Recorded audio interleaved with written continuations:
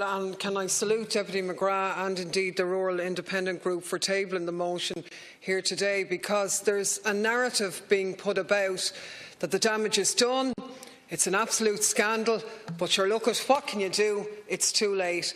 And the motion before the House today puts a light to that. And all of those deputies who get up, who talk about a scandal and who don't support this motion are facilitating a continuation of that scandal. You're actually equally responsible to the government if that's the stance you take in this, because it's not too late. And I think it's utterly shocking when you consider all of the questions that were posed by Mick Wallace previously, someone who has a building expertise in this area. Not one of those questions has been answered yet. So people in the know that this project was not normal, that it wasn't an unforeseen accident, an unfortunate occurrence. There were mistakes in this that need to be analysed, and somebody somewhere needs to be held account to that.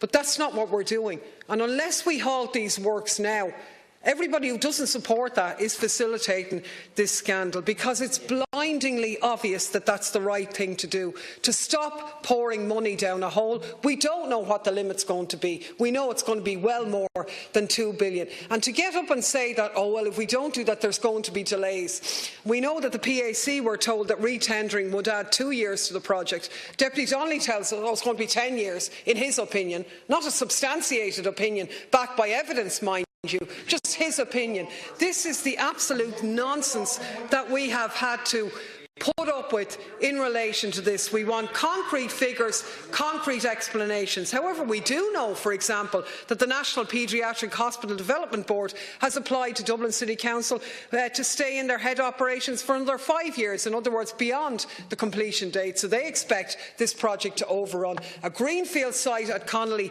is a better bet in relation to this. We know, for example, that issues like the need to co-locate the maternity hospital will not be facilitated in James's Street. But I mean, I really have to appeal to all of the parties here. Your words are utterly shambolic if you don't support the motion that's here before us, and I think we owe it to the taxpayers, to our children and the medical profession to do that. Thank you, Deputy Daly. 2 minutes now, Deputy Fitzmaurice.